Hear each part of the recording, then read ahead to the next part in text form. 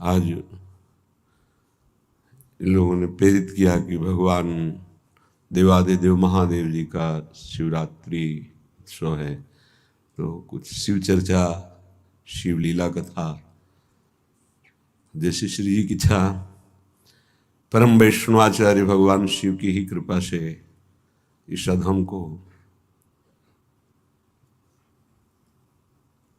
वृंदावन और प्रियाजू का परिचय हुआ। अगर वो कृपा ना करते तो हमें तो पता ही नहीं था कि वृंदावन क्या है, क्या है प्यारी जू, प्यारे जू। और राधा वल्लभ लाल जू का प्रादुर्भाव भी भगवान शिव के हृदय से ही हुआ है। अष्टयाम उपासना की स्थापना भगवान देवादिदेव महादेव जी ने ही की है।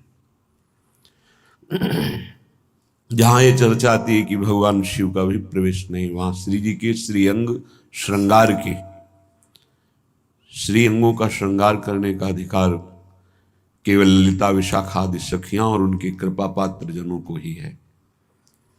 चलते हैं परम वैष्णवाचार्य भगवान शिव के पावन यश का कथन श्रवण करके प्रियाजू के चरणारविंद की अनन्य भक्ति की भावना को पूर्ण करें।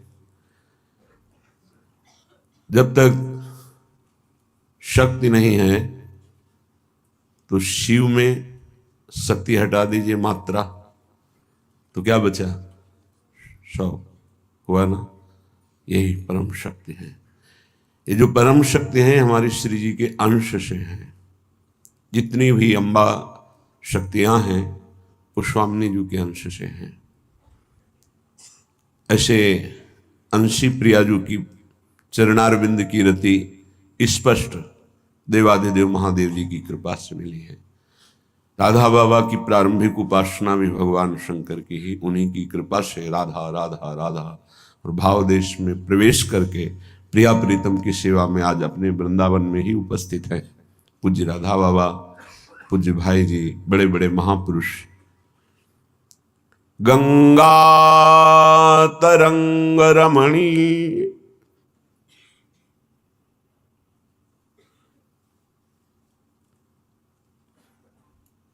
जटा कलाप,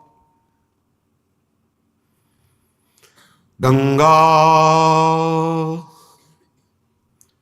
तरंग रमणीय जटा कलापम गौरी विभूषित वाम भागम नारायण प्रिय मनंग मदाप हारम वाराणसी पुरपति भज विश्वनाथ।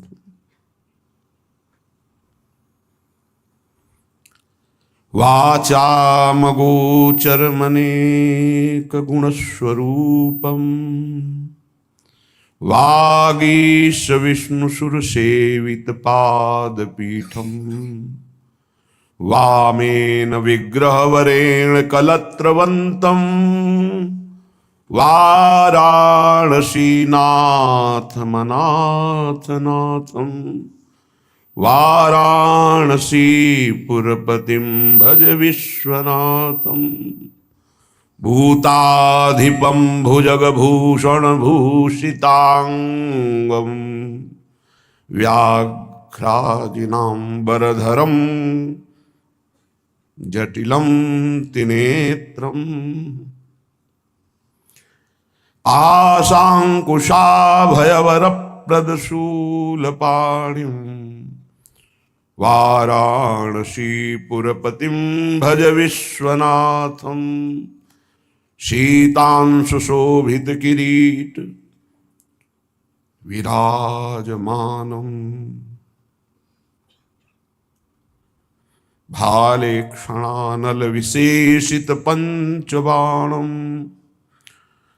नागाधिपारचितभासुरकर्णपूरं वाराणसीनाथ भज विश्वनाथं।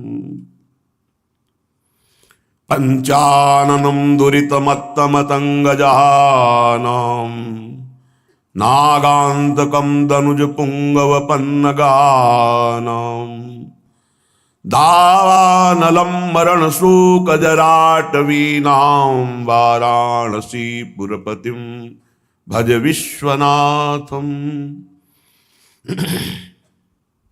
तेजोमयं सगुण निर्गुण मद्वतीय मानन्दकन्दमपराजितमप्रमेयम् नागात्मकं सकल निष्कलमात्मरूपं वाराणसी पुरपतिं भज विश्वनाथं। रागादिदोषरहितं स्वजनानुरागं वैराग्य शांति निलयं गिरिजासहायं माधुर्य धैर्य सुभगं गरलाभिरामं वाराणसी पुरपतिं भज विश्वनाथं। आशां विहाय परिहृत्य परस्य निन्दां पापे रतिं च सुनिवार्य मनः समाधौ आदाय कमलमध्यगतं परेशं वाराणसी पुरपतिं भज विश्वनाथं। वाराणसी पुरपतिस्तवनं शिवस्य व्याख्यातमष्टकमिदं पठते मनुष्याः विद्यां श्रियं विपुलसौख्यमनन्तकीर्तिं सम्प्राप्य देहविलये लभते च मोक्षम्। विश्वानाथाष्टकमिदं यः पठेत् शिवसन्निधौ शिवलोको मवाप्नोति शिवेन सह मोदते। नमः पार्वती पतये हर हर हर महादेव। परम वैष्णवाचार्य भगवान शंकर का कृपा प्रसाद किसी न किसी जन्म में हर हरिभक्त को होता है। जा पर कृपा न करहि पुरारी सो न पाओ मुनि भगति हमारी। जिस पर भगवान शंकर की कृपा नहीं हुई वो विशुद्ध हरि की प्रेम लक्षणा भक्ति को कभी प्राप्त नहीं कर सकता। जो भगवान शंकर से तनिक भी अश्रद्धा और द्रोह करे शिव द्रोही मम दास कहावा सो नर मोहि सपने हो नहीं भावा। उसे स्वप्न में भी कभी हरि पसंद नहीं कर सकते, हरि कृपा नहीं कर सकते जो भगवान शिव से द्रोह करे। ऐसे करुणा में भगवान शिव से भी द्रोह कर बैठे दक्ष प्रजापति। प्रसंग बड़ा शिक्षास्पद है। जब किसी को पद मिलता है तो पदाभिमान से रहित होना ये केवल भगवत कृपा का ही स्वरूप है, अन्यथा कोई भी पद हो वो पद अभिमान प्रकट कर देता है। को नरयस जन्मा जग माही प्रभुता पाही जाहि मद नाही। कौन ऐसा इस संसार में जन्म लिया जिसको पद मिला हो और अभिमान न हो।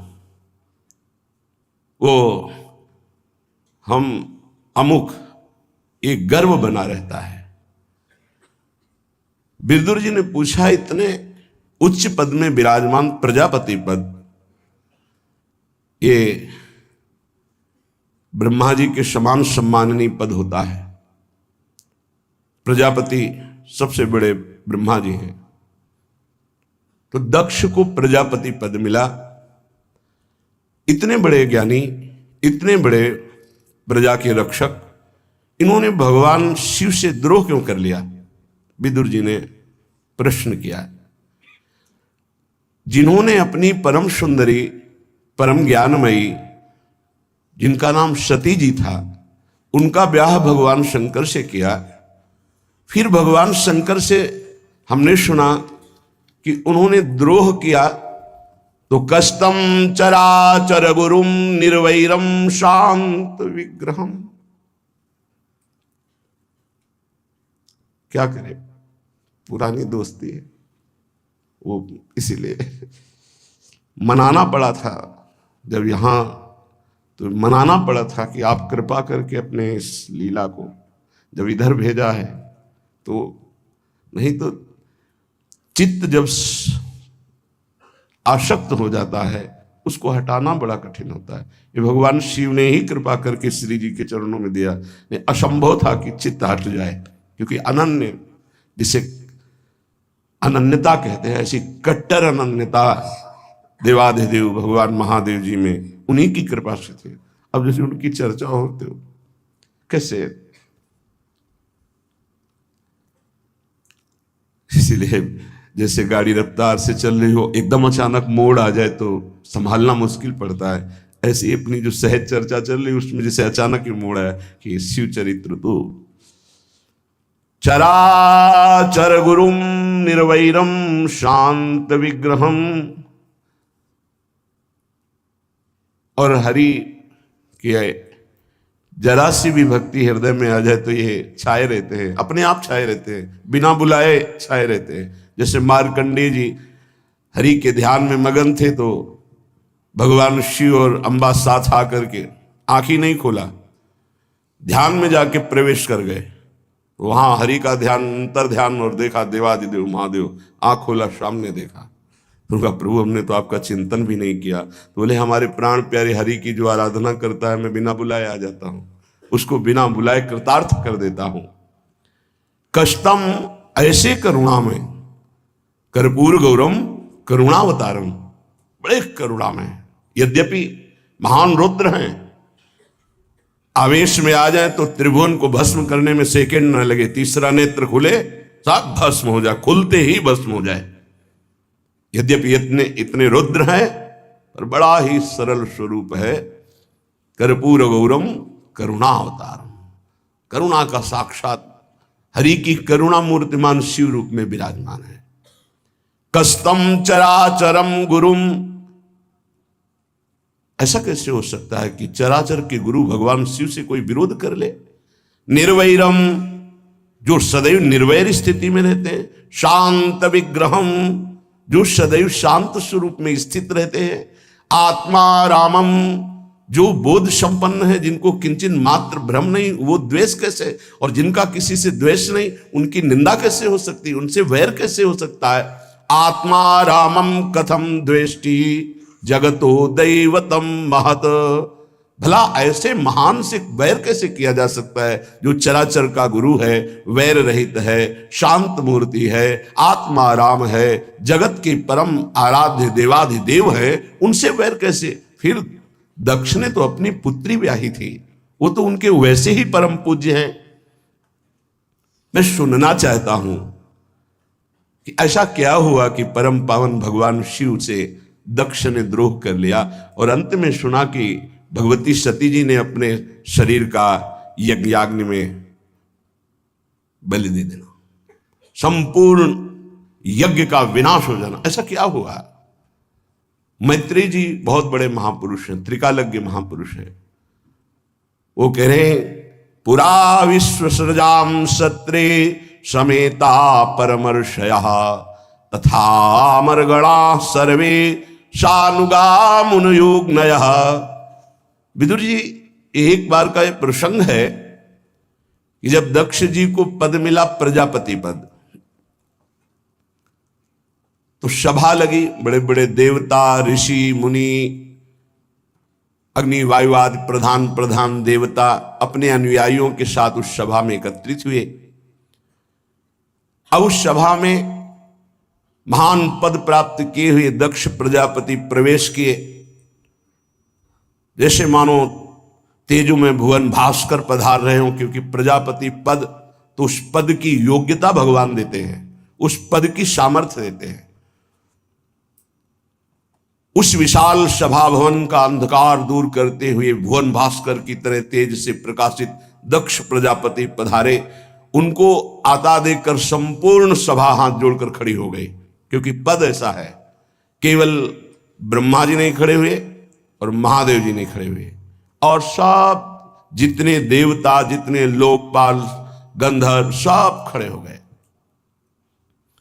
ऐसा तेज था कि हाथ जोड़कर प्रभावित होकर सब खड़े हो गए। समस्त सभासदों से भली भांति सम्मान प्राप्त हुआ, स्तवन बंदन। महान तेजस्वी दक्ष ने दृष्टि डाली ये दो नहीं खड़े हुए, भगवान ब्रह्मा जी और देवाधिदेव महादेव। ब्रह्मा जी को तो प्रणाम किया क्योंकि प्रधान प्रजापति वही हैं, तो पद से भी और सृष्टि के रचयिता भी हैं, तो इसलिए उनको सबसे बड़े पूर्वज कहा गया है। प्रपितामह, सबसे बड़े प्रपितामह ब्रह्मा जी हैं। ब्रह्मा जी को प्रणाम किया, आसन ग्रहण किया दक्ष ने। महादेव जी शांत बैठे थे, न प्रणाम न नमस्कार न हाथ जोड़ना, कोई चेष्टा नहीं। दृष्टि गई महादेव जी के ऊपर तो देखा कि किसी भी तरह का कोई आदर सत्कार नमस्कार प्रणाम कुछ नहीं। जिससे ब्रह्मबोध हो जाता है वो बाहरी व्यवहार नहीं करता, ये तो साक्षात ब्रह्म है। एक बार पूज्यपाद श्री उड़िया बाबा जी महाराज प्रभुदत्त ब्रह्मचारी जी ने उत्सव किया था, उसमें हरि बाबा उड़िया बाबा पधारे हैं। साक्षात मूर्तिमान शिव और हरि माने जाते थे। शिव भगवान का स्वरूप उड़िया बाबा, हरि भगवान का स्वरूप हरि बाबा। उड़िया बाबा जी आश्रम में बैठे हुए थे तो स्वामी एक रसानंद जी महाराज, जिनके 60 शिष्य ब्रह्मबोध प्राप्त थे, बड़ी महिमा थी, 80 वर्ष की अवस्था होगी, जो सुना उड़िया बाबा आए हैं तो समीप आए, तो ना आसन से खड़े हुए, ना हाथ जोड़ा, ना प्रणाम, ना कुछ नहीं, कोई मुद्रा नहीं, किसी भी तरह का कोई व्यवहार नहीं। वो आए, बैठ गए, थोड़ी देर बैठे रहे, अपने शिष्यों के साथ चले गए। ऐसे बाबा प्रभुदत्त ब्रह्मचारी जी आए, बोले समाज को अच्छा नहीं लगा बाबा। क्या? बाबा ने कहा क्या? बोले एक रसानंद जी आए थे, आपने प्रणाम नहीं किया, आप खड़े नहीं हुए, आपने हाथ नहीं जोड़ा, बहुत बड़े महापुरुष हैं उनका, तो ये किसी को भी अच्छा नहीं लगा। आप हमारे कान में आके कह देते इनको प्रणाम करो, तो प्रणाम कर देते, अच्छा नहीं लगा। अब क्या करना चाहिए? बोले बाबा आपको चलना चाहिए, प्रणाम करके उनके नीचे बैठना चाहिए। बाबा गए, प्रणाम किया, तो उनका अरे अरे स्वामी जी आप है, तो नीचे बैठ गए जहां उनकी पादुका थी। अरे स्वामी, जो स्वरूप स्थित महापुरुष है, जब द्वैत की कहीं किंचित मात्र भावना ही नहीं रह गई तो किसको प्रणाम किसको नमस्कार? ये बहुत उच्च कोटि की अवस्था। और फिर उस अवस्था को प्रदान करने वाले भगवान शिव, वंदे बोधमयम नित्यम गुरुम शंकर रूपिणम, क्रोधाग्नि से जलने लगे दक्ष और कहने लगे देवताओं, वायु अग्नि आदि बड़े बड़े लोकपालों, ब्रह्म ऋषियों, मेरी बात सुनो, मैं किसी नासमझी या द्वेष से नहीं कह रहा हूं, बल्कि शास्त्र सम्मत बात कह रहा हूं। मैं दक्ष प्रजापति हूं। ये कह रहे मैं शास्त्र सम्मत बात कर रहा हूं, मैं दक्ष प्रजापति हूं। और ये महादेव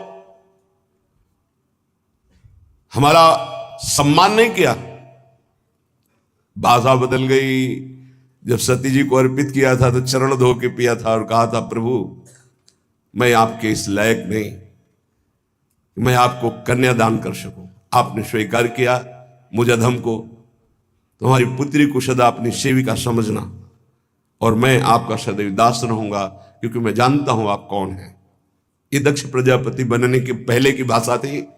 और जब प्रजापति बने तो शब्द उनका निकला, सूर्यताम ब्रह्मर्षयो में सहदेवा सहग्नया साधूनाम ब्रूतो वृत्तम नाज्ञानान च मत्सरात। मैं कोई मत्सरता से या ज्ञान से नहीं बोल रहा हूं। अयम तु लोकपालानाम यशोग्नो निरपत प्रहा सद्भिरा चरिता पंथा येन स्तीब्धेन दूषिता। महादेव समस्त लोकपालों की कीर्ति को धूल में मिला रहा है। देखो, एस में शिष्यताम प्राप्तो यन्मे दुहितुरग्रहित, ये मेरे शिष्य के समान है। ले जगत गुरु भगवान शिष्य के समान है। क्या बुद्धि भ्रष्ट हो जाती है पद से। घमंड स्वयं में है तो महादेव जी में, ये घमंड करके सत्पुरुषों के आचरणों का लांछन कर रहा है, मिट्टिया मेट कर रहा है। खड़े होकर मेरा सत्कार नहीं किया। मैंने अपनी परम सुंदरी पुत्री सती इसे प्रदान की। पाणिम विप्राग्नि मुखतः सावित्र्या इव साधुवत। कितनी सुंदर सुशील, अग्नि को साक्षी करके इसको पाणी ग्रहण किया। ये है कौन? पाणी मरकट लोचना, मेरी पुत्री गृहीत्वा मृग सवाक्षया, मृग शावक के जैसे नेत्रों वाली सुंदरी। और ये कैसे कठोर शब्दों का प्रयोग किया, पाणी मरकट लोचना, बंदर के से नेत्र वाले को इसका अधिकार था मेरी पुत्री लेने का, पर मैंने दिया, मेरी उदारता। ये मेरे शिष्य के समान है, उचित था ये सबसे आगे आकर उठकर मुझे प्रणाम करता, मेरा स्वागत करता। इसलिए वाणी से भी कुछ नहीं, नेत्रों से भी कुछ नहीं, बड़ी गलती हो गई। जैसे अनाधिकारी को वेद, ऐसे इसको मैंने अपनी पुत्री प्रदान कर दी। ये भावी ही समझो नहीं, बिल्कुल अधिकारी नहीं मेरी पुत्री के योग्य। सत्कर्म का लोप कर दिया। बड़ा घमंड में बड़ा दोष उत्पन्न हो जाता है। अहंकार इसीलिए सर्वनाश की जड़ कही गई है। ये अभिमान करके बैठा रहा, धर्म की मर्यादा को तोड़ रहा है, प्रेतों का निवासी, इस स्मशान में विचरण करने वाला, भूतों का मित्र, पागल। अब अभिमान आ गया है तो बोलते चले जा रहे हैं। बाल बिखेरे दिगंबर भटकता रहता है, कभी हंसता है कभी रोता है, सारे शरीर पर चिता की भस्म लगाए रहता है। चिता भस्म कृतस्नारहा प्रेतक स्नस्ति भूषण, अस्थि के भूषण धारण करता है, चिता की राख लगाता है। चिता भस्मालेपो गरल मसनम दिक्पट धरो जटाधारी कंठे भुजगपतिहारी पशुपति कपाली भूतेशो। ये सारे शरीर में हड्डियों के गहने पहनता है। नाम भर का शिव, वैसे तो पूरा अशिव, अमंगल, मतवाला, तमोगुणी। मैंने केवल ब्रह्मा जी के बहकावे में आकर अपनी पुत्री दे दी इस आचारहीन को, ऐसे स्वभाव वाले को, जो कदापि नहीं देनी चाहिए थी। महादेव जी को ऐसे बुरा भला जब कहने लगे तो सब ब्रह्म ऋषि खड़े हुए। क्या बोल रहे, तुम्हारी बुद्धि भ्रष्ट है? देवाधिदेव महादेव जी को क्या बोल रहे हो? दक्ष का क्रोध का पारा और भी चढ़ गया, हाथ में जल लिया और कहा, ये देवताओं में महादेव सबसे बड़ा माना जाता है, पर इसने आज मेरा अपमान किया है, इसलिए आज मैं शाप देता हूं।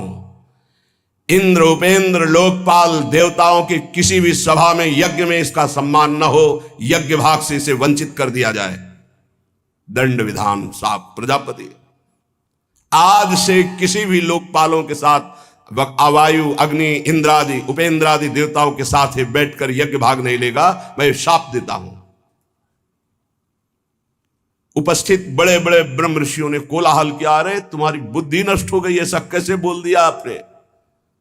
महादेव जी को कोई मतलब नहीं, कोई मतलब नहीं, शांत। ये है ब्रह्म स्थिति, शांत बैठे हैं। महादेव जी को जब शाप दे दिया, अत्यंत क्रोध में भर करके फिर सभा में बैठने की ताकत नहीं रह गई। क्यों? शक्तिहीन हो गए। ऐसे प्रभु को जब शाप दिया तो शक्तिहीन हो गए, वहां से कांपते हुए वापस हुए। नंदिकेश्वर वहीं बैठे हुए थे, नंदीश्वर जी तत्काल खड़े हुए, जो वापस होने लगा तो बोले, दक्ष रुको, तुम प्रजापति पद पे विराजमान होकर के और हमारे परम गुरु, हमारे इष्ट आराध्य देव भगवान शिव को ऐसा शाप दिया, और तुम्हारे कुछ अनुयायी मुस्कुरा रहे थे जब तुम शाप दे रहे थे, मैं देख रहा था, तुम्हारा अनुमोदन कर रहे थे। तुमने बड़ा भयंकर शाप दिया, विचार नहीं किया? क्या तुम समझते हो कि भगवान शंकर तुम्हें दंड देने में असमर्थ हैं? वो तो नहीं बोलेंगे, मैं उनका एक सेवक हूं। अरे मरण धर्मा शरीर पे अभिमान करने वाले पदाभिमानी भगवान शिव को तू भूल चुका है, जान नहीं रहा? तेरे अंदर ये संकर्ष द्वेष, मूर्ख दक्ष, जा मैं शाप देता हूं, तू और तेरे अनुयायी कभी तत्व ज्ञान को प्राप्त ना हो। तत्वबोध कभी तेरे को प्राप्त ना हो। सदैव तू विद्वता वर्णन करता रहेगा लेकिन तत्वबोध नहीं होगा।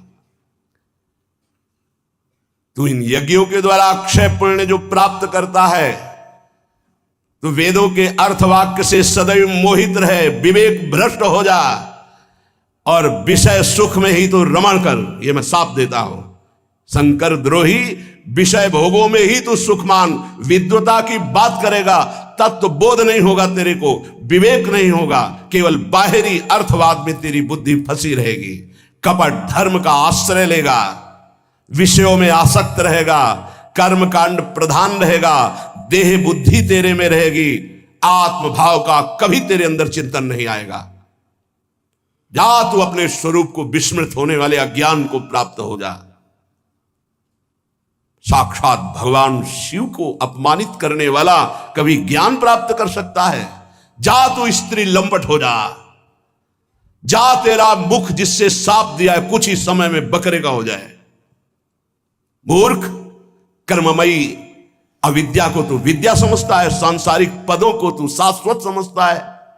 शंकर का अपमान करने वाले इस दक्ष के जितने अनुयायी हैं, सब अपने पद से भ्रष्ट हो जाएं, सब जन्म मरण के चक्र में फंसने वाली अविद्या को प्राप्त हो। वेदवाणी का रहस्य इनके हृदय से गुप्त हो जाए, लुप्त हो जाए। ये कर्म फलों में आसक्त हो जाएं, क्षुब्ध हो जाएं, ये शंकर द्रोही माया के जाल में फंस जाएं। मैं ऐसा श्राप देता हूं। नंदीश्वर भगवान ने बड़ा भयानक श्राप दिया है दक्ष और उनके अनुयायी ब्रह्म ऋषियों को। आज से मैं ये दक्ष के अनुयायी ब्राह्मणों को शाप देता हूं कि इनका आहार विहार का संयम टूट जाए। ये भक्षा भक्ष का विचार छोड़ करके केवल रसेंद्री के लिए ये लालायित रहे, इनकी ब्रह्म विद्या नष्ट हो जाए, इनका तप क्षीण हो जाए, इनका व्रत का फल इनको न मिले, ये केवल शरीर और धन और स्त्री इन्हीं के गुलाम बन करके भिक्षुक की तरह जीवन व्यतीत करें विषयों का भोग करने के लिए। बड़ा भयंकर सिद्धांत का खंडन हो गया। भगवान शिव के नंदकिशोर ने बड़ा भयंकर शाप दे दिया। बहुत, ये सबसे बड़ा हितकर हुआ, क्योंकि अपने इष्ट का अपमान सह जाना ये सेवक के लिए सिद्धांत नहीं है। जहां ऐसा हो वहां या तो कान में अंगुली डाल के निकल जाए या इष्ट और गुरु की निंदा करने वाले को दंड विधान करे, ऐसा शास्त्रीय आदेश। जीव ही नंदीश्वर से ऐसा साफ सुना संपूर्ण जो ऋषि व्याकुल हो गए, जो दक्ष के पक्ष में थे। उनमें भृगु जी खड़े हुए और कहा, ब्रह्म ऋषियों को तुमने शक्तिहीन समझ रखा है, तुमने तो ब्रह्मदंड का प्रयोग कर दिया, समस्त ब्राह्मणों को जो दक्ष के अनुयायी हैं कितना बुरा शाप दे दिया। तो जाओ मैं शाप देता हूं। बड़े कमंडल उठ गए भाई, वो अपने जल लिए, मैं शाप देता हूं, शास्त्र के विरुद्ध वेश धारण करने वाले और पाखंड का सेवन करने वाले जो शिव अनुयायी हैं वो हो जाए, ऐसा शाप दे दिया। बड़ा विचित्र। भौव्रत धरा ये च तान समनुव्रता पाखंडिनस्ते भवन्ति सत्शास्त्र परिपंथिनः। शौचाचार विहीन, मंदबुद्धि, जटा और राख धारण करने वाले, ऐसा शाप दे दिया तुमने ब्राह्मणों को।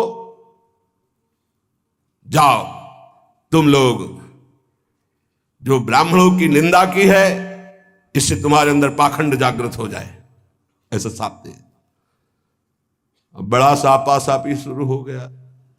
भगवान शिव कुछ नहीं बोल रहे, ना अपने परिकर को ना उन परिकर को।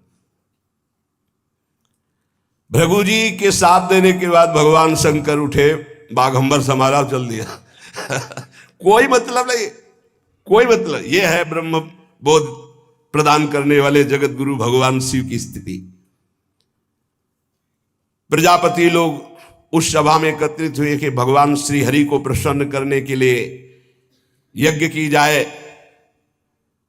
प्रजापतियों ने श्री गंगा जी यमुना जी के संगम में प्रयागराज में यज्ञांत स्नान किया और मंगल गान करते हुए सब अपने अपने गृह को गए। बड़ा मंगल हो गया शिव और भगवान के पार्षदों में, जो भगवान शिव के पार्षद और दक्ष में ये ऐसा। अंदर से बड़ा बैर विरोध दक्ष रखते भगवान शिव से। अभिमान बहुत बढ़ गया था। भगवान शंकर का अपमान करने के लिए यज्ञ का अनुष्ठान किया। बड़े बड़े यज्ञ किए, वाजपेयी आदि, बृहस्पति शव आदि यज्ञ, लेकिन कहीं भी शिव भाग नहीं रखा। इन महान यज्ञों में ब्रह्म ऋषि, देव ऋषि, पितर देवता सब अपनी पत्नियों के साथ पधार रहे थे। दक्ष सबका निमंत्रण किए थे, स्वागत सत्कार किए थे। और ये देवता लोग भी बड़े विचित्र, और मार्ग से जाते, कैलाश के ऊपर से जाने की जरूरत थी। सती जी ने देखा कि बड़े विमानों में कोलाहल करते हुए परिवार का परिवार यात्रा कर रहा है। अब जैसे हेलीकॉप्टर, तो इसमें ड्राइवर की जरूरत है, तेल की जरूरत है, ये फेल भी हो सकता है। लेकिन विमान में ना ड्राइवर की जरूरत है, ना तेल की जरूरत है, ना फेल होगा। चलो जहां दक्ष प्रजापति का यज्ञ हो रहा है वहां चलो, कैलाश के ऊपर से चलो। ऐसा तो ऐसे कैलाश के बगल से ही ऐसे निकल रहे थे, तो सती जी ने देखा और सब बातें कर रहे थे दक्ष के यज्ञ की। सती जी ने सुना कि यज्ञ तो मेरे पिता का हो रहा है और सब लोग जा रहे हैं, हमारे यहां निमंत्रण नहीं आया, और वो हमारे कैलाश के समीप से निकल रहे हैं। विमानया सब प्रेष्ठा निष्कंठी सुवाससहा, बहुत सुंदर हार वगैरह धारण किए हुए उनकी पत्नियां, और हंस हंस करके कि हमको तो ऐसा निमंत्रण आया, हमको तो ऐसा, और सब सुन रही सती जी। बड़ी उत्सुकता हुई और कहा, देवाधिदेव मेरे पिता के यहां उत्सव हो रहा है, निमंत्रण नहीं आया, क्या मैं जा सकती हूं?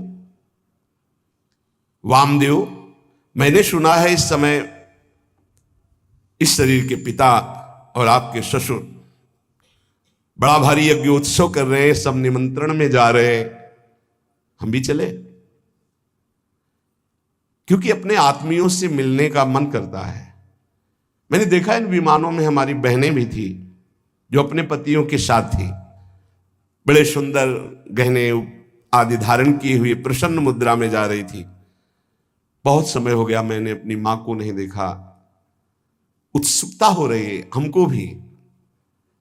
शिव कल्याण में ब्रह्म ऋषियों के द्वारा रचा हुआ महाश्रेष्ठ यज्ञ हो रहा है। वैदिक मंत्रों से भगवान श्री हरि की प्रधानता है, चलना उचित होगा। अजन्मा प्रभु, आप ही जगत की उत्पत्ति हेतु और पालन करने वाले, मुझे पता है आप ही इस त्रिगुणात्मिका माया के सृजन करता है।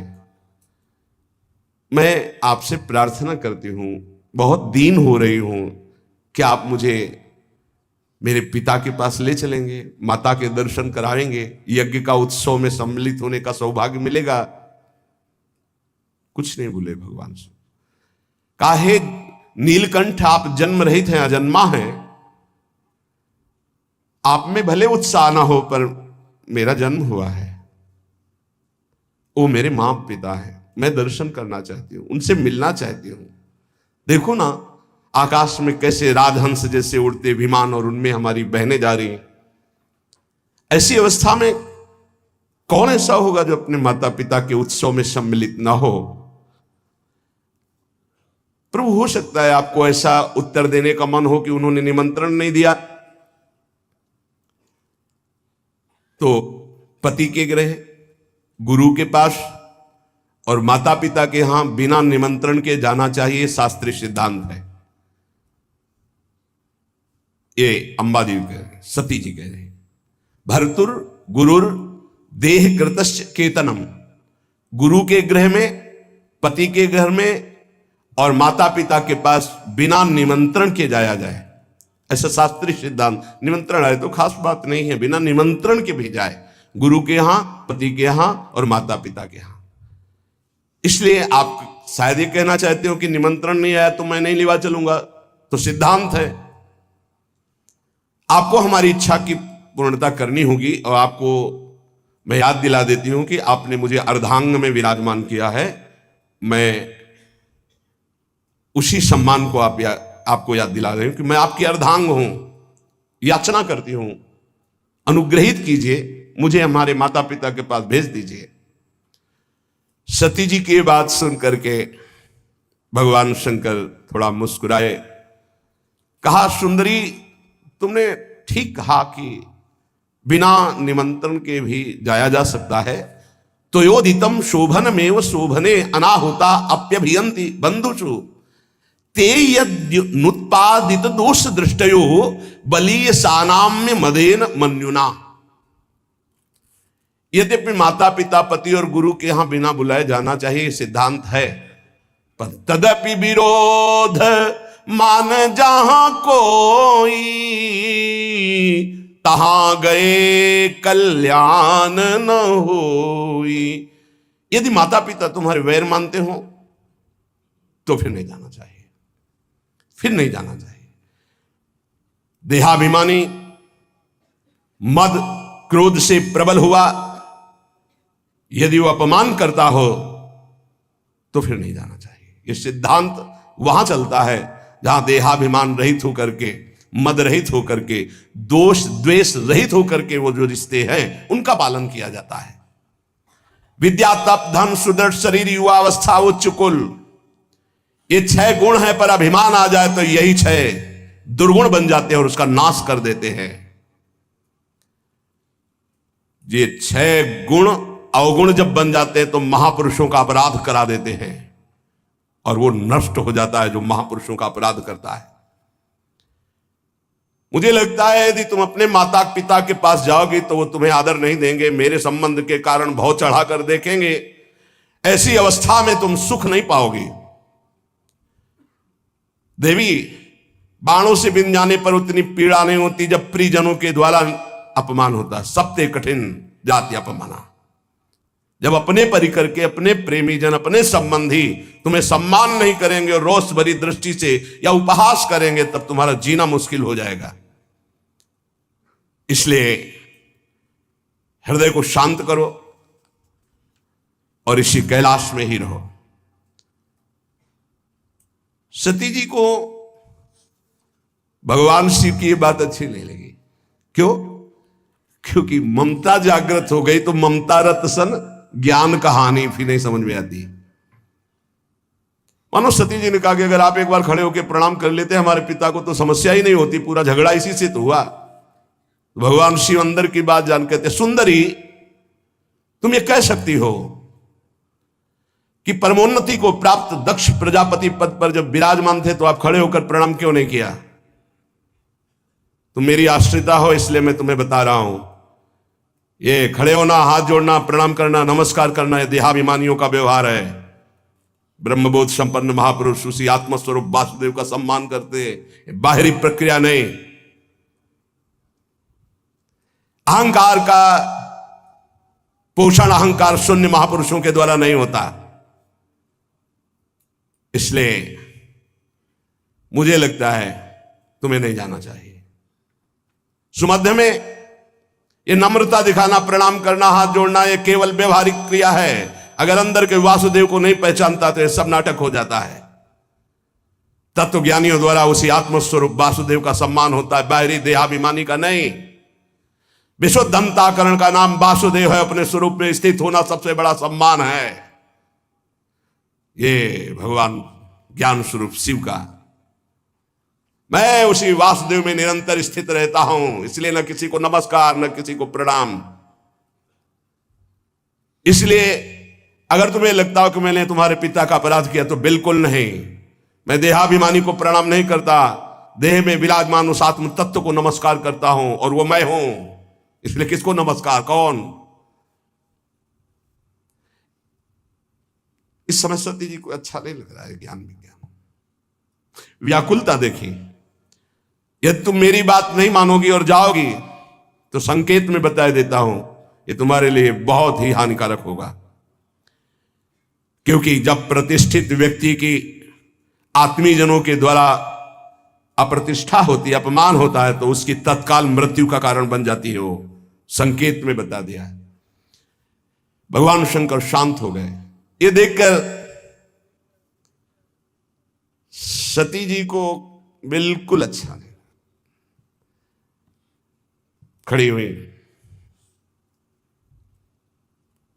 एक बार देखती भगवान शंकर की तरफ की, अगर मैं जाती हूं तो ये रुष्ट हो जाएंगे क्योंकि आज्ञा नहीं।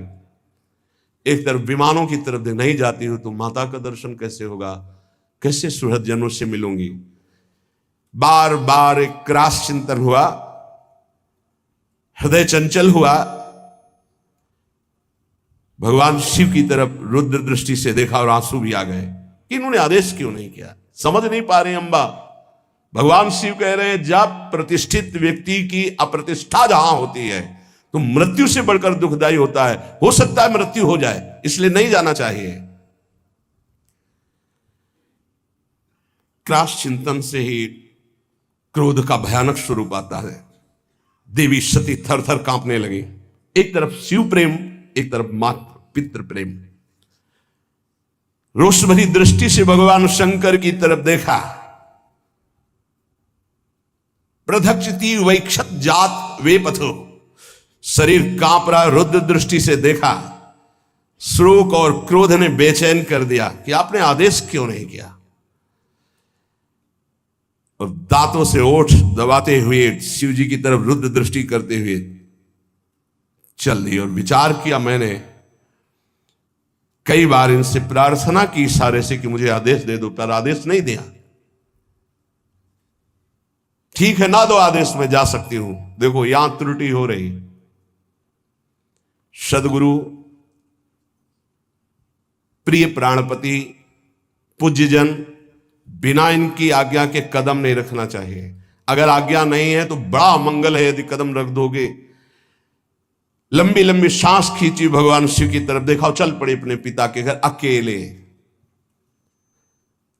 महादेव जी ने मणिमान नामक अपने पार्षद को बुलाया और कहा 10,000 शिव पार्षदों को साथ लो, सुंदर पालकी तैयार करो, बड़ी भारी यक्षों की सेना साथ होनी चाहिए और इनका अनुगमन करो। जाओ पीछे सती जी। तत्काल सुंदर पालकी की रचना सती जी को विराजमान किया। 10,000 भगवान शिव के पार्षद और हजारों की संख्या में यक्ष सैनिक, क्योंकि कुबेर मित्र हैं भगवान शिव के।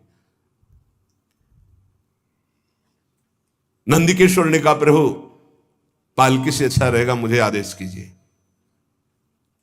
भगवान के नित्य वाहन नंदिकेश्वर गए। कहा माता विराजमान हो हम पर।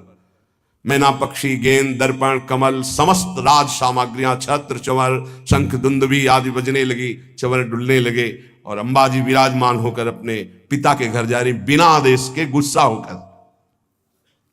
समस्त शिव पार्षदों के साथ दक्ष की विशाल यज्ञशाला में प्रवेश किया। वहां तो वेदध्वनि गूंज रही थी। बड़े ऊंचे स्वर से ब्राह्मण शास्त्र शीर खाप रुखा सहस्राक्षा सहस्रपात, एक दूसरे की आवाज दबाने के लिए होड़ लगी हुई थी। बहुत से अलग अलग वेदियों पर देवताओं की स्थापना हुई थी। दक्ष ने एक बार देखा सती आई, न नजदीक गए, न बात की, न पूछा। भयभीत हो गई सती जी कि क्या जो भगवान शिव ने कहा था वही होगा। पिता ने देखा और कोई आदर नहीं दिया। बहुत घबरा गई। बहनों के पास गए तो ऐसे मुस्कुराते हुए, कटाक्ष करते हुए, बिना निमंत्रण क्या गए? हमें तो निमंत्रण भी गया था, भेंट भी गई थी, लिवाने भी गए थे। शायद आपके यहां निमंत्रण तो गया नहीं होगा, कोई लिवाने तो गया नहीं होगा। बहुत चोट सती जी के हृदय में। एक केवल अगर प्यार से मिली तो माता मिली, गले से लग करके। गदगद हो गई सती जी माता के मिलने पर। सती जी ने पूरी यज्ञशाला में देखा, कहीं भगवान शिव का कोई स्थान नहीं। ये देखते ही माता के द्वारा मिला हुआ प्यार भस्म हो गया, हृदय जलने लगा। सर्वलोक महेश्वरी देवी शक्ति की अधिष्ठात्री अंबा, उन्होंने पूरी यज्ञ मंडप पे देखा, सब उत्साहित हैं, कहीं भी भगवान शंकर का कोई भाग नहीं। तो उन्होंने कहा ऐसा नहीं हो सकता कि प्रभु से बढ़कर प्यार माता पिता का हो। अपार क्रोधाग्नि प्रकट हुई, ऐसा लगा संपूर्ण लोगों को भस्म करने के लिए अंबा ने ठान लिया है। कहा दक्ष, अब पिता नहीं कहा, पिताश्री नहीं कहा, दक्ष तुझे कर्मकांड के अभ्यास से बड़ा घमंड है, हमारे प्राण प्रीतम शिव से द्वेष करता है। सती जी का ऐसा बोलना हुआ कि शिव पार्षद टूट पड़े ब्रह्म ऋषियों पर यज्ञ विध्वंस करने के लिए। सती जी ने सबको रुको, जब तक हमारा आदेश न हो तब तक दंड किसी को मत दो। सती जी ने कहा भगवान शंकर परम करुणा में, उनसे तू द्वेष करता है। सब लोग मुझे कहेंगे कि ये दक्ष की पुत्री है, ये शरीर दक्ष से निर्मित है, और तू हमारे प्राण प्रीतम शिव की निंदा करने वाला, शिव का विरोधी, यज्ञ में कोई शिव भाग नहीं। अरे कोई वाणी से भी निंदा कर दे तो सर्वनाश हो जाए, तू तो हृदय से उनसे द्वेष करता है। ऐसा कौन होगा तेरे जैसा जो महादेव से विरोध करे? जो दुष्ट मनुष्य स्वरूप शरीर को और स्वरूप पदों को पाकर अभिमान करता है, शिव की निंदा करता है, आश्चर्य है कि वो अपने सर्वनाश को नहीं जानता। इतने बड़े महान अपराध करने पर भी भगवान शिव ने तेरे लिए कोई दंड विधान नहीं किया। तू महापुरुषों का निंदक, जघन्य अपराधी, दुष्ट पुरुषों में शोभा पाने वाला है दक्ष के प्रति। ये है अपने इष्ट का प्रेम, शिव। ये दो अक्षर जिसकी जिह्वा से निकल गए, कभी कोई पाप उसको दंड नहीं दे सकता। अहो ऐसे पवित्र कीर्ति देवाधिदेव महादेव शिव की तूने अपमान वृत्ति धारण की। तू अमंगल रूप है, तेरे अमंगल रूप से पैदा हुए इस अमंगल रूप शरीर को रखना मेरे लिए असह्य नहीं होगा। जब मैं जाऊंगी तो दक्ष पुत्री कहेंगे भगवान शिव, इसलिए इस शरीर को मैं नहीं रखूंगी। जो मेरे प्राण प्रीतम आराध्य देव के विरोधी अंश से पैदा हुआ ऐसे शरीर को नहीं रखूंगी। ऐ निरंकुश, धर्म की मर्यादा का तूने विस्मरण कर दिया है। आश्चर्य यह होता है कि इष्ट का प्रेम कितना जोर का होता है। मातृ पितृ प्रेम से ऐसा लगा था कि भगवान शिव की अवहेलना करके सती जी आ रही, लेकिन हृदय में कितना गुह्य प्रेम अपने आराध्य देव के प्रति है। वैसे तो शास्त्र आज्ञा यही कहती कि अपने इष्ट और अपने पूज्य का अपमान होने पर शक्ति हो तो बलपूर्वक उसको दंड देकर बकवास करने वाली अमंगल रूप दुष्ट जिह्वा को उसी समय काट डालना चाहिए। छिंदात प्रसह्य रुषति मसतिम प्रभुश्चे जिह्वामसूनपि ततो विसृजेत धर्मा, ऐसा धर्म आदेश करता है। नीलकंठ भगवान करुणा समुद्र शिव की निंदा करने वाले, अगर कोई निंदनीय वस्तु खा ली जाए तो वमन करना ही उचित होता है। इसलिए तेरी निंदनीय अंश से इस शरीर की रचना हुई है, अब इसको रखना ठीक नहीं है। हे कामादि शत्रु को जीतने वाले भगवान शिव, क्षमा करना, आपकी आज्ञा का उल्लंघन करके ममता वसाई, पर अब मैं आपका अपमान सह नहीं सकती। आचमन किया, नया पीला वस्त्र धारण किया, आंख मूंदी, योगाग्नि का चिंतन किया, शिव शिव शिव शिव शिव। तत्काल श्री चरणों से अग्नि पैदा हुई और योगाग्नि में शरीर भस्म हो गया। क्योंकि अंबा है, नहीं रखूंगी ये शरीर, तेरा अंश है ये शरीर, ये तेरा अंश है। जब मैं जाऊंगी तो कहेंगे आओ दक्ष पुत्री, ये मैं बर्दाश्त नहीं कर पाऊंगी। अब सब कोई कहेगा ये दक्ष पुत्री सती है, इसलिए मैं अब इस शरीर को नहीं रखूंगी। तूने मेरे इष्ट देव का अपमान किया। जिस शरीर को भगवान शिव वामांग में विराजमान करते थे, महामनस्विनी सती ने तत्काल अग्नि की धारणा की, देखते देखते सबके बीच में भस्म हो गया शरीर। अब तो हाहाकार मच गया, क्योंकि रोकने वाले अब कोई थे नहीं, पार्षदों को सती जी ने ही रोका। भारी विध्वंस मचाना शुरू कर दिया। पर मंत्रों में बड़ी सामर्थ्य होती है। ब्रह्म ऋषियों ने तत्काल मंत्र बल से सब शिव पार्षदों को रोक और अधजली लकड़ियों से पिटाई शुरू की। मंत्रों का बल और आक्रमण का वेग ब्रह्म ऋषियों का बहुत बड़ा होता है। ब्रह्म बल, भाग पड़े शिव पार्षद। अपहतम रक्षम, ब्रह्म ऋषियों ने उच्चारण किया। ऐसे मंत्र का उच्चारण करके आहुति दी तो यज्ञ कुंड से ऋभु नाम के महान प्रतापी दैवी शक्ति संपन्न प्रकट हुए। शिव पार्षदों को मार मार के खदेड़ना प्रारंभ कर दिया। यज्ञ विध्वंस नहीं कर सकते। ब्रह्म तेज संपन्न उन ऋभुओं की आक्रमण शक्ति इतनी प्रबल हुई, भाग करके शिव पार्षद कैलाश में आए। इधर देवर्षि नारद जी पहले ही पधार चुके थे।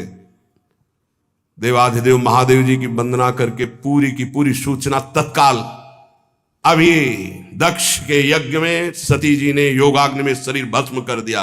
देवर्षि नारद जी ने सूचना, और इधर पार्षद भागते हुए गए और कहा मंत्र बल से ऋभु देवताओं ने हमारी दुर्दशा कर दी। भगवान हम असमर्थ हो गए, कोई उनके आगे टिक नहीं सकता। देवाधिदेव महादेव जी का दांत ऐसे ओठ चबाते हुए दांतों से स्वापार्षद सैन्यम च तदध्व रभुर्भीर विद्रावितम क्रोध मपार मादधे क्रुद्धा सुदोष्ट पुटः सधूर जटिर जटाम तदिद्वन्नि सटोग्रोचिशम। जटा पकड़ी उखाड़ी और पटक दी भूमि पर। जे ही जटा उखाड़ कर पृथ्वी पर पटका, मानो आकाश को छूता हुआ ऐसा महावीर प्रकट हो गया। ना तो छाती की चौड़ाई दिखाई दे रही थी, ना शरीर की लंबाई दिखाई दे रही थी। ऐसा विराट महान, इतना विशाल था कि स्वर्ग से भी ऊपर उनका सिर हो रहा था। हजार भुजाएं, श्याम वर्ण सूर्य के समान जलते हुए तीन नेत्र, विकराल भयंकर दाढ़े, लाल लाल जटाए, हाथ में हजारों हाथों में अस्त्र शस्त्र लिए हुए, हाथ जोड़कर कहा जगत गुरु क्या आज्ञा है। भगवान शंकर ने कहा तेरा नाम वीर रुद्र है, तू उठ, मेरे संकल्प से प्रकट हुआ है, और जा दक्ष के यज्ञ को विध्वंस कर दे। और जिन ब्रह्म ऋषियों ने हमारे पार्षदों को दंड दिया, बलात् उनको दंड दे करके यज्ञ विध्वंस करके हमारे पास आओ। देवादिदेव भगवान शंकर की आज्ञा हुई तो वीरभद्र ने परिक्रमा की और चल दिया। उस समय वो जब चरण रखता था तो ऐसा लगता था भूकंप आ गया। ऐसा महान बलशाली भयंकर सिंहनाद करता हुआ कराल त्रिशूल हाथ में लेकर यज्ञ मंडप की तरफ दौड़ा, मानो काल दंड स्वयं पधार रहा हो। ऐसी गर्जना की यज्ञ मंडप में लगा कि आकाश से बिजली टूट गई और कैलाश से गर्जना प्रारंभ की। जितने बुद्धिमान ऋत्वज थे वो तो लघुशंका जाना, बोले जाओ महाराज। वो समझ गए कि अब कुछ प्रसाद लंबा होगा तो 50 ब्रह्म ऋषि तो लघुशंका के बहाने निकल गए। कहां तो इशारे की केवल जरूरत है। ब्राह्मण लोग जनेऊ पहनते ना, इसका मतलब होता है कि लघुशंका जाना। जो अपने तप अभिमान मंत्र बल के की पार्षदों को मार के मंत्र बल से भगा दिया था, वो वहां बैठे रहे। दक्ष प्रजापति को मूर्छा से आने लगी। अब ये तो लगा है कि सती जी भस्म हो गई हैं, तो सती के पति कुछ करेंगे जरूर। संहार मूर्ति भगवान रुद्रदेव के द्वारा ये जो वीरभद्र है, प्रलय कालीन की अग्नि के समान जटाएं फहराता हुआ, हजारों भुजाओं में अस्त्र शस्त्र लिए हुए, मानो तांडव कर रहे हो भुजाओं के द्वारा, ऐसे भाग पधारे और यज्ञ में आकर के गर्जना की, अट्टहास किया। जितने महात्मा ब्रह्म ऋषि सब बैठे थे वो सब एक दूसरे की तरफ देख रहे और शुरू कर दिया हरिओम हरिओम। वहां कुछ नहीं हो रहा है। अब पहले तो भगवान शिव ने कुछ संकल्प नहीं किया था, इसलिए दैवी ऋभु प्रकट हुए। अब कुछ नहीं, मंत्र से चाहे जितने मंत्र उच्चारण करो, चारों तरफ से शिव पार्षदों ने यज्ञ मंडप को घेर लिया। अब एक चरण प्रहार किया तो जितने खंभे यज्ञ मंडप के से थे सब टूट गए। वीरभद्र जी ने चारों तरफ से यज्ञशाला को भी ध्वंस करने लगे। जहां अग्नि प्रज्वलित थी, शिव पार्षदों का वहां रुद्र रूप तांडव शुरू हुआ। यज्ञ पात्र फोड़ दिए, अग्नियों को बुझा दिया। काहे से? लघुशंका से भ्रष्ट कर दिया। वेदी को तोड़ दिया मंत्र बल से जो बंधी हुई थी, और मुनियों की जो पिटाई शुरू की। क्यों? शिवद्रोही होकर मंत्र उच्चारण करते हो। एक एक देवता, एक एक ऋषि की पकड़ करके, ये वीरभद्र नहीं कर रहे, उनके संग के कर रहे हैं। वीरभद्र ने प्रजापति दक्ष को जाकर ऐसे पकड़ लिया। नंदीश्वर ने भग देवता को, मणिमान ने भृगु ऋषि को, जो भगवान शंकर ने कहा यथोचित दंड देना, ज्यादा नहीं देना। भगवान शंकर के पार्षदों की जो भयंकर लीला शुरू हुई, पूरा यज्ञ भ्रष्ट हो गया, विध्वंस हो गया। जो भाग रहे थे मार पिटाई सब ऋषियों की। शिवद्रोही भृगु जी हाथ में सुआ लेकर हवन कर रहे थे। वीरभद्र ने धरी छाती पे ला तो दाढ़ी उखाड़ी, मुछ उखाड़ी। अब वहां कोई सम्मान, कोई किसी का मंत्र बल, किसी का तप बल कुछ काम नहीं कर सकता। क्योंकि जब दक्ष प्रजापति शाप दे रहे थे तो ये मुस्कुरा मुस्कुरा के ऐसे ऐसे, तो सबसे पहला काम किया भृगु जी की दाढ़ी फंसाई, जड़ से उखाड़ी, मुछ उखाड़ी।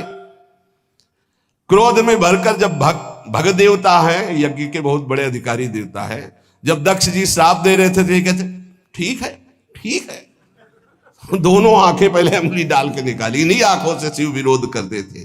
भग देवता को पृथ्वी में उठा पटक दिया और धरा ट्यूला छाती में, दोनों आंखें उनकी निकाल ली। अब दैवी शक्ति दिखाओ। दक्ष देव सभा में जितने जितने सहयोग किए थे सबको यथोचित दंड मिल रहा है। एक पूषा देवता थे, साप देते समय उनके 3200 ऐसे उखाड़ लिए, मार घूसे, उनके एक को ले रह गए, दांत एक को ले रह गए पूषा देवता के। आज भी उनको भोग लगाया जाता तो पिसा हुआ भोग लगाया जाता, क्योंकि दांत है ही नहीं उनके। अच्छा, अब यहां मृत्यु लोक में आकर के डेंटल हॉस्पिटल में लगवाएंगे नहीं, क्योंकि देवता है। पूषा देवता को उठा के पटक दिया, भूसों से मारकर 32 पूरी बाहर कर दी। जो जैसे जैसे जब गाली दे रहे थे, कटु वचन दक्ष कह रहे थे, तो उस समय और जो ऋषि थे, बढ़िया है बढ़िया, जवान को अंगुली में फंसा फंसा, मतलब जो लीला शिव पार्षदों ने की, जो गालियां दे रहे थे, उनकी जवान काट ली, जवान उखाड़ ली। अब दक्ष की छाती में बैठ करके पूर्णाहुति यज्ञ की, गला नहीं कटा। हर अस्त्र का प्रयोग किया वीरभद्र ने, दक्ष का गला नहीं कटा, क्योंकि यजमान को सुरक्षित रखने के लिए मंत्रों के द्वारा कवच बांधा जाता है। परम अस्त्र त्रिशूल का प्रयोग किया। तो उन्होंने विचार किया, यज्ञ की पूर्णता तो बलि से ही होती, इसकी बलि कैसे दे। भगवान शिव की कृपा से तत्काल ध्यान आ गया कि सब ऋषियों ने इसको ब्रह्म मंत्र से सुरक्षित रखा है, तो उठा के पटक दिया, हाथ से मरोड़ा। अस्त्र नहीं चलेंगे तो हाथ से नोच लिया खोपड़ी, ऐठ ऐठ करके नोच लिया, और यज्ञ कुंड में स्वाहा। पूरा यज्ञ विध्वंस, कोई बोलने वाला नहीं। हर हर महादेव कैलाश की तरफ वापस हुए। रुद्रदेव के सेवकों ने समस्त यज्ञ को विध्वंस कर दिया। ऋत्वर सदस्य जितने सब अच्छे से प्रसाद पा चुके थे। अब किसी की आंखें नहीं, हाथ पकड़ के ब्रह्मा जी के पास, किसी के दांत नहीं, किसी की दाढ़ी नहीं, मूछ नहीं, जबान नहीं, सब ब्रह्मा जी के पास पहुंचे। बोले महाराज, तो ब्रह्मा जी ने कहा सर्वांतर्यामी नारायण ही संभाल सकते हैं, एक हमारे बस की बात नहीं रह गई।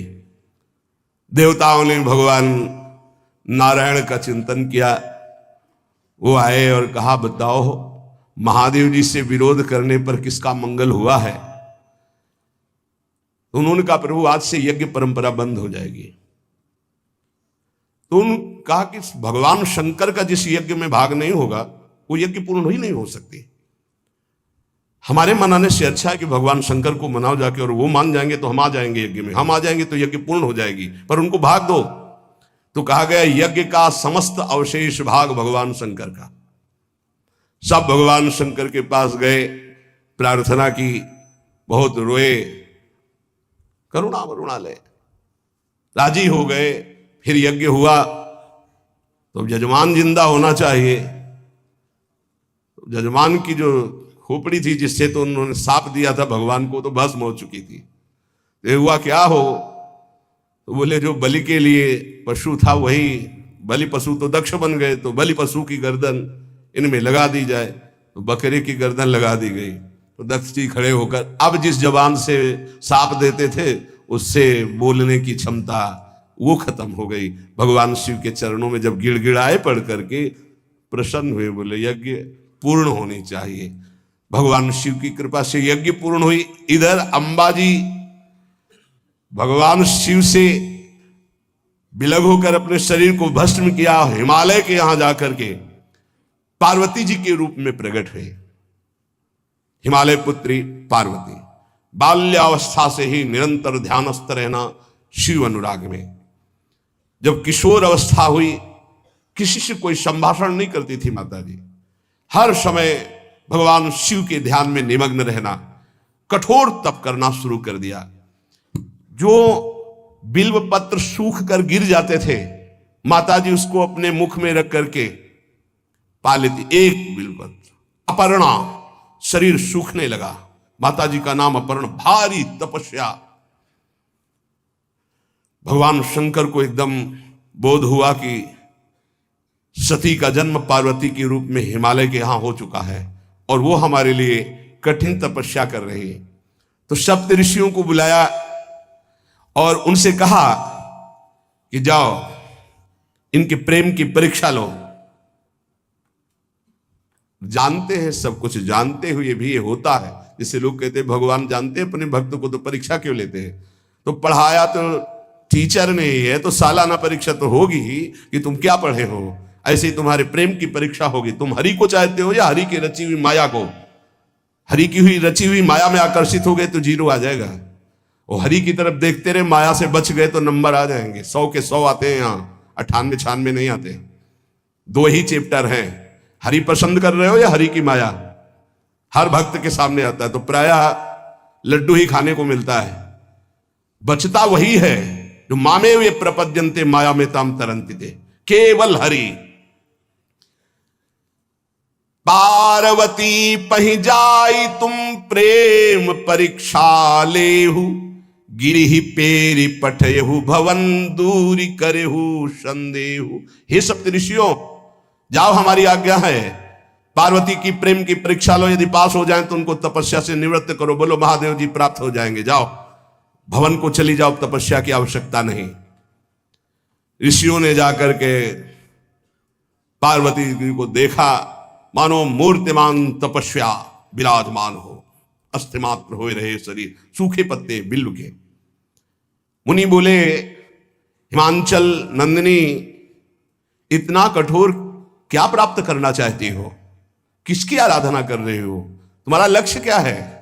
यदि हम सुनने के अधिकारी हों तो आप कृपा करके बता सकती हैं। पार्वती जी ने कहा, मन बड़ा सकुचाता है आपसे बताने में। आप लोग कहीं मेरी हंसी ना उड़ा दें जो मेरा लक्ष्य है। मैंने भी बहुत सिखाने की कोशिश की, लेकिन मेरा मन नहीं मान रहा, हठ पकड़ लिया है। क्योंकि मेरे गुरुदेव ने मुझे जो आकर के बचपन में बता दिया, मैं वही हृदय से स्वीकार कर ली। मनु हठ परा सुनई न सिखावा, चहत बारी पर भीति उठावा। नारद कहा सत्य सोई जाना, बिनु पंखन हम चाहि उड़ाना। मुनियो, वैसे आप भी हंस दोगे। ऐसा लगता है जैसे हम भारी प्रबल धारा में बालू का बांध बनाना चाहती हैं। कहां भगवान शिव और कहां मैं? मेरे गुरुदेव नारद ने बचपन में आकर के कहा तुम्हारे पति देवाधिदेव महादेव होंगे। बस मैं तब से अपने पति की प्राप्ति की आराधना कर रही हूं। पता नहीं आप मेरी बात सुनकर हंसेंगे कि मानो बिना पंख के मैं आकाश को छूना चाहती हूं। ऋषि हंस पड़े और कहा बात तो सही है, पर्वत से उत्पन्न हुई हो तो इसलिए तुम्हारी बुद्धि भी हमें लगता है जड़ ही है। नारद के उपदेश से आज तक किसी का घर बसा है? नारद के उपदेश से किसी का घर बसा है? अरे जिस जिसका उपदेश किया उसको बैरागी बना दिया, गृहस्थी तो बनाया नहीं। नारद उपदेश सुनकर किसी का घर बसा हो ऐसा तक प्रमाण नहीं है। देखो, दक्ष के पुत्रों को उपदेश किया, 10,000 एक को 1,000 एक, लौट कर नहीं आए, सब बैरागी बन गए। चित्रकेतु को उपदेश किया, घर चौपट हो गया। प्रहलाद जी को उपदेश किया, पूरा हिरण्यकश्यप का नाश हो गया। नारद सिख जे सुनहि नर नारी, अवसी होई तजी भवनु भिखारी। तुम्हारे गुरु नारद जी की जो सीख सुना बर्बाद हो गया, बाबा जी बन गया, भजनानंदी बन गया। वैसे हम बताएं, नारद जी हैं बड़े कपटी, ऊपर से साधु का चिन्ह है, अंदर से कपट। क्या कपट? उसके संसार का नाश कर देते हैं, भगवान से जोड़ देते हैं।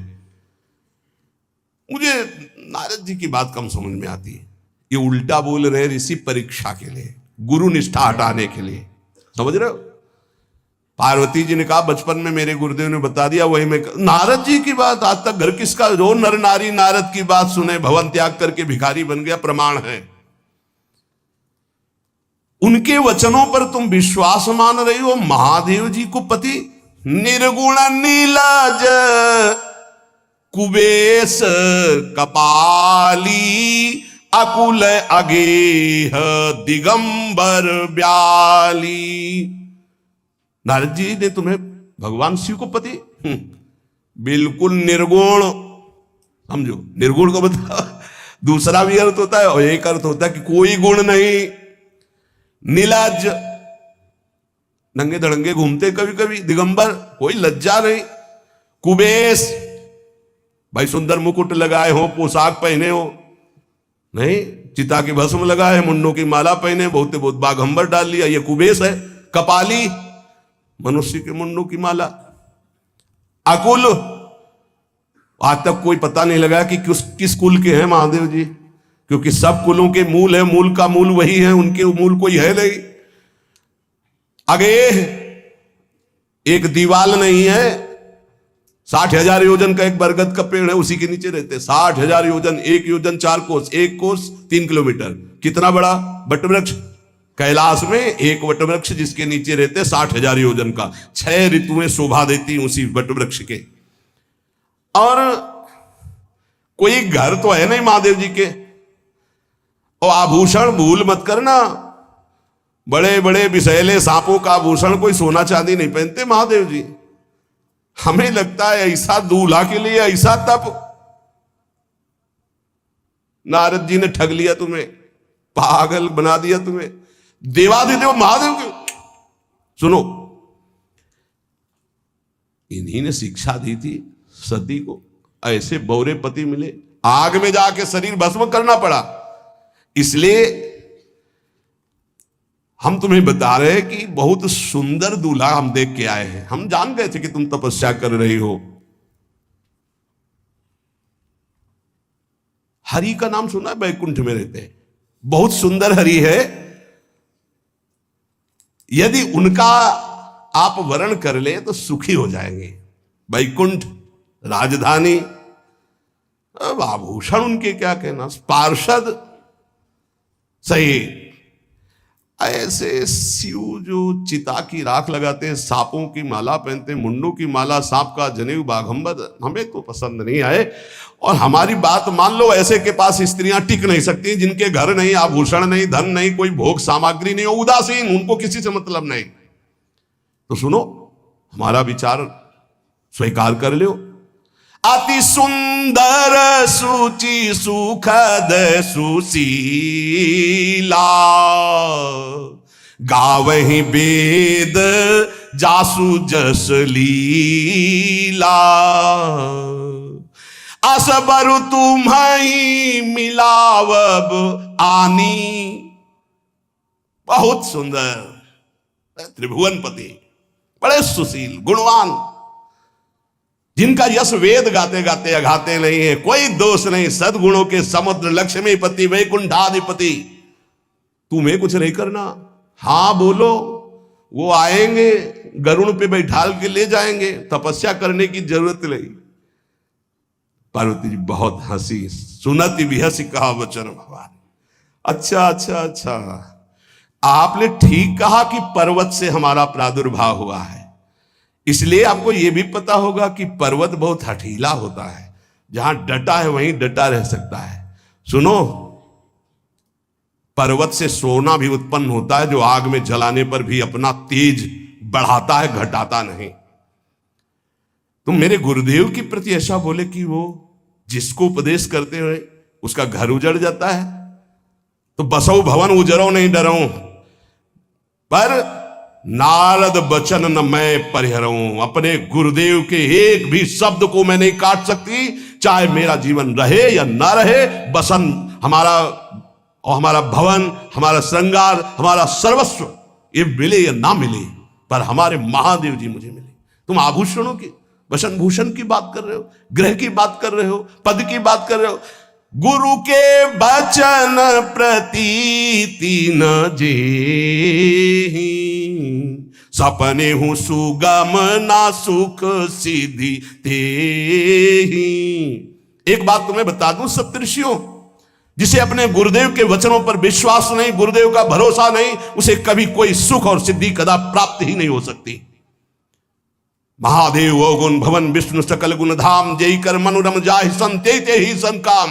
आपने बताया कि महादेव में कोई गुण नहीं है और विष्णु समस्त सद्गुणों के धाम है, मैं मानती हूं, लेकिन मेरा मन महादेव जी से रम गया है।